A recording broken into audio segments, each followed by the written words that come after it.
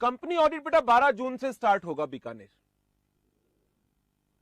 अब जरा आप इन दोनों स्टैंडर्ड्स के बेसिक कंसेप्ट्स के बारे में सुनिए और समझिए। कई बार क्या होता है, आप एग्जाम में स्टैंडर्ड्स को गलत कॉट कर देते हो। नो, मैं आपको कुछ सिंपल से एग्जांपल्स दे रहा हूं इन दोनों टॉपिक को समझने के लिए। इनिशियल ऑडिट एंगेजमेंट ये कहता है प्रायर पीरियड की financial statements audited bye predecessor auditor और नॉट ऑडिटेड एट ऑल, उनकी ऑडिट ही नहीं हुई। यह क्या कहता है? Financial statements of current period includes amounts and disclosures for one or more prior period। Ahmednagar बेटा आवा के लिए कोई भी बात है आप प्लीज सेंटर से बात करें, ठीक है? कि वो कल का आपका सेमिनार है जीएसटी का, वो दे पाएगा या नहीं दे पाएगा, आपकी दूसरे बैच से क्लास क्लैश हो रही है, क्या क्लास आवा पे मिल पाएंगी नहीं मिल पाएंगी। So it is my request, आवा से रिलेटेड कोई भी मैटर है, मेरे को पॉलिसी का पता है एवरी 6th लेक्चर, इसके अलावा कोई भी ज्यादा कम है प्लीज सेंटर को कहिए, they will coordinate with the technical team. Now अब प्लीज सिर्फ कंसेप्ट पर फोकस करिएगा। इसको मैक्सिमम जूम कर देना है बस। अब यहां पर मैं आपको एक एग्जांपल दे रहा हूं, एक कंपनी की फाइनेंशियल स्टेटमेंट है 2018-19, हम इसकी ऑडिट कर रहे हैं। ये कंपनी का फर्स्ट फाइनेंशियल ईयर है। ये कंपनी का फर्स्ट फाइनेंशियल ईयर है, कंपनी बनी ही इस साल में थी। बताएं 510 अप्लाई होगा या 710 अप्लाई होगा? 510 कहता है यदि पिछले साल की फाइनेंशियल स्टेटमेंट किसी और ने ऑडिट कर रखी है या ऑडिट ही नहीं हुई है तो करंट पीरियड के लिए ओपनिंग बैलेंसेस आप कैसे एग्जामिन करेंगे? यहां पर कोई ओपनिंग बैलेंस ही नहीं है। दैट मीन्स यदि मैं ऐसे 510 की बात करूं, 510 अप्लाई नहीं होगा। आगे बढ़ते हैं। कंपैरेटिव इंफॉर्मेशन, ये स्टैंडर्ड तब अप्लाई होता है जब आपकी करंट पीरियड की फाइनेंशियल स्टेटमेंट्स में पिछले सालों के प्रायर पीरियड के अमाउंट या डिस्क्लोजर्स की जानकारी दे रखी हो। क्या इस केस में प्रायर पीरियड का डाटा होगा? क्या इस केस में प्रायर पीरियड का डाटा होगा? नहीं होगा। नहीं होगा तो क्या 710 अप्लाई होगा? नहीं। तो यदि मैं ऑडिट कर रहा हूं एक ऑर्गेनाइजेशन की for the first financial year, ना तो 510 अप्लाई हुआ ना ऐसे 710 अप्लाई हुआ। आगे बढ़ते हैं। हम 18-19 की ऑडिट कर रहे हैं।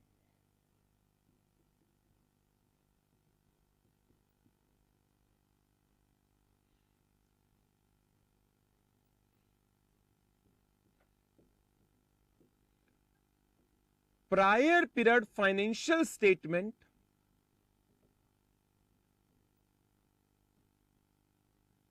audited by same auditor and no comparative information given। कोई कंपैरेटिव इंफॉर्मेशन नहीं है। एक पार्टनरशिप फर्म की फाइनेंशियल स्टेटमेंट थी, पार्टनरशिप फर्म की। क्या पार्टनरशिप फर्म की फाइनेंशियल स्टेटमेंट में पिछले सालों का डाटा देने की जरूरत है? क्या पार्टनरशिप फर्म की फाइनेंशियल स्टेटमेंट्स में प्रायर पीरियड की इंफॉर्मेशन आती है? नहीं आती। अब मुझे बताएं 510 अप्लाई होगा या 710 अप्लाई होगा? 510 अप्लाई होगा या 710 अप्लाई होगा? कह रहे हैं 510 अप्लाई होगा। हापुड़, जोधपुर, हजरतगंज, फरीदाबाद, रांची, गुड़गांव कह रहे हैं कोई भी नहीं, भवानीपुर कोई भी नहीं, थाने ने कहा 510, रांची ने कहा 710, कोटा ने कहा 510। अच्छा, अब मुझे बताओ जो 510 कह रहे हैं, पिछले साल की फाइनेंशियल स्टेटमेंट सेम ऑडिटर ने कर रखी है।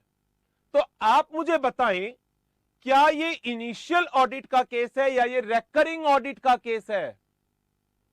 ये रेकरिंग ऑडिट का केस है या इनिशियल ऑडिट का केस है? Audited bye same auditor, recurring. जब रेकरिंग ऑडिट का केस है तो क्या 510 अप्लाई होगा? जब रेकरिंग ऑडिट का केस है तो क्या 510 अप्लाई होगा?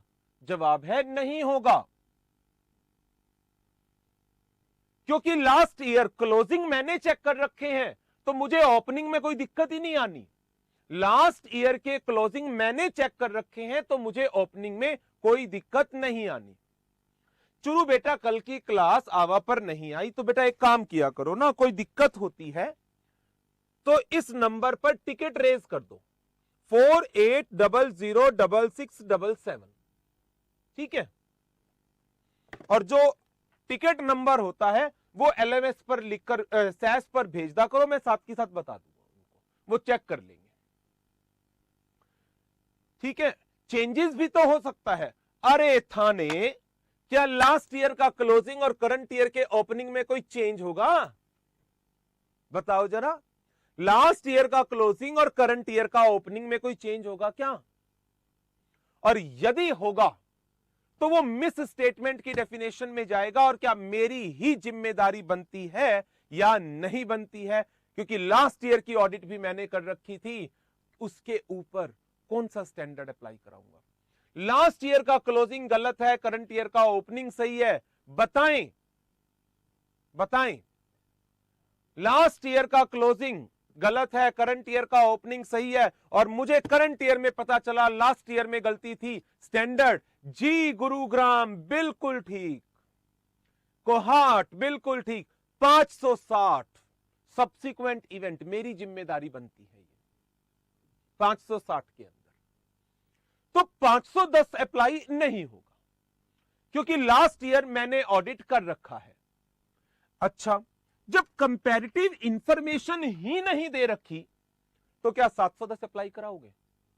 जब कंपैरेटिव इंफॉर्मेशन ही नहीं दे रखी तो क्या 710 अप्लाई होगा? यह भी नहीं होगा, दोनों में से कोई भी अप्लाई नहीं होगा। अच्छा, 2018-19 की ऑडिट है, prior period financial statement audited by same auditor,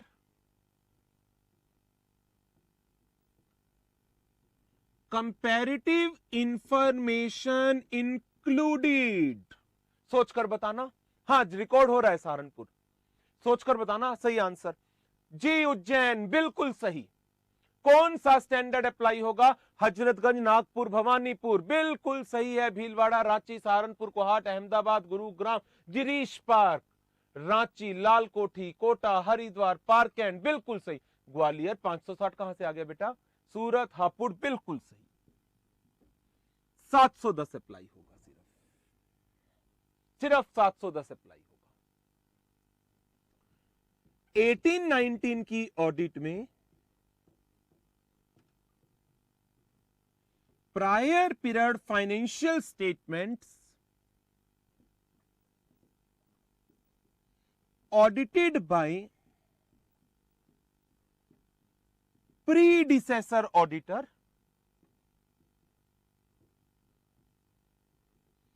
comparative information not included। Churu का टिकट नंबर है कुछ, चेक करा देना जी। 510 एप्लीकेबल होगा जी, बिल्कुल सही।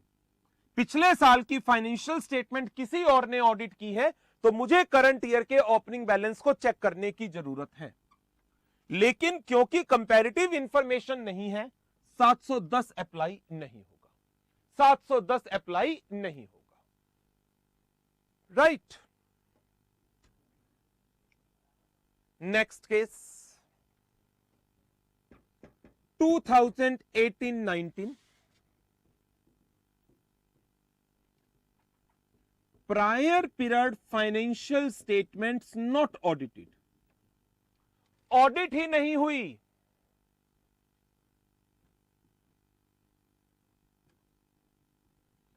कंपैरेटिव इंफॉर्मेशन इंक्लूड है। पर मान लीजिए टैक्स ऑडिट का केस था, financial statement last year audit नहीं हुई। क्यों ऑडिट नहीं हुई? टर्नओवर 1 करोड़ से नीचे की थी, करंट ईयर में 1 करोड़ से ऊपर की चली गई, बट कंपैरेटिव इंक्लूड है।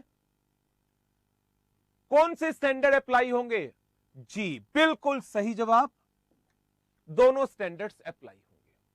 510 भी अप्लाई होगा और 710 भी अप्लाई होगा। 510 किस लिए अप्लाई कराओगे बताओ जी? सहारनपुर, लालकोठी, रांची, फरीदाबाद, 510 किस लिए अप्लाई कराओगे? Only for examination of which item? Only for examination of which item? Hazratganj, Haridwar, Siliguri, कौन सी आइटम की एग्जामिनेशन के लिए? रांची जी, थाने, उज्जैन, सिलीगुड़ी, पारकेंड, मुरादाबाद, कोहाट, सिर्फ ओपनिंग बैलेंस के लिए। मींस जो बैलेंस शीट के एंड पर लास्ट ईयर की बैलेंस शीट में जो फिगर्स दी हुई थी वो करंट ईयर का ओपनिंग है, उसके लिए मैं 510 चेक करूंगा। बैलेंस शीट में कौन सी आइटम आती है? असेट, लायबिलिटी, इनकम, एक्सपेंडिचर सारे आते हैं क्या, या सिर्फ asset liability? Closing balance opening बनेगा तो उसमें सिर्फ क्या होगा? Only asset and liabilities, assets and liabilities, उनके लिए 510। लेकिन जब कंपैरेटिव बनती है, क्या एक एक आइटम का कंपैरेटिव पिछले साल का होता है या नहीं होता? करंट ईयर सेल इतनी, लास्ट ईयर सेल इतनी, करंट ईयर की सीओजीएस इतनी, लास्ट ईयर की इतनी, करंट ईयर का सैलरी एक्सपेंडिचर, लास्ट ईयर का सैलरी एक्सपेंडिचर। दैट मींस 710 की एप्लीकेबिलिटी लास्ट ईयर की सारी फाइनेंशियल आइटम पर आ गई या नहीं आ गई? 710 की एप्लीकेबिलिटी लास्ट ईयर की सारी फाइनेंशियल आइटम पर है, जबकि 510 की एप्लीकेबिलिटी सिर्फ और सिर्फ किस पर है? 510 की एप्लीकेबिलिटी सिर्फ और सिर्फ किस पर है? लास्ट ईयर के क्लोजिंग का करंट ईयर में ओपनिंग बन करके आना, सिर्फ कैरी फॉरवर्ड, सिर्फ कैरी फॉरवर्ड असेट लायबिलिटी का, और किसी पर नहीं, और किसी चीज के ऊपर ऐसे 510 अप्लाई नहीं होता। क्लियर? एप्लीकेबिलिटी की बात क्लियर है। ये ऐसे 200 में यदि आपको ध्यान हो, जो ऐसे 200 है उसका क्या नाम है? Overall objectives of the independent auditor and conduct of an audit in accordance with standard on auditing. तो जो उसकी सेकंड वर्डिंग है ये conduct of an audit in accordance with standard on auditing, उसका एक फीचर है comply with the relevant standards. That means there might be some standards जो applicable नहीं हो रहे, रीजन उनकी कंडीशंस एग्जिस्ट नहीं करती।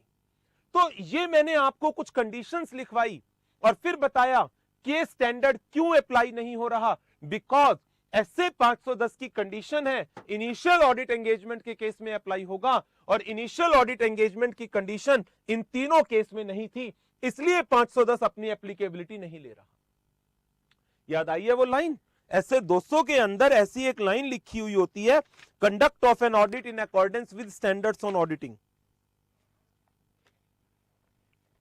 देखो ऐसे 200 की ये लाइन है, conduct of an audit in accordance with SA, compliance with standards which are relevant to audit, auditor shall comply with all standards which are relevant A standard is relevant when standard is in effect and circumstances by the standard exist. Circumstances by the standard exist. तो now क्या 510 के circumstance इन 3 cases में exist कर रहे थे? नहीं कर रहे थे। 710 के सर्कमस्टांस इस केस में, इस सिचुएशन में एग्जिस्ट कर रहे थे? नहीं कर रहे थे। तो जो ये स्टैंडर्ड्स हैं किस तरीके से अपनी एप्लीकेबिलिटी को लेते हैं वो उनकी कंडीशंस पर डिपेंड कर जाती है चीजें। क्लियर है ये कंसेप्ट कि 510 कब अप्लाई होगा, 710 कब अप्लाई होगा?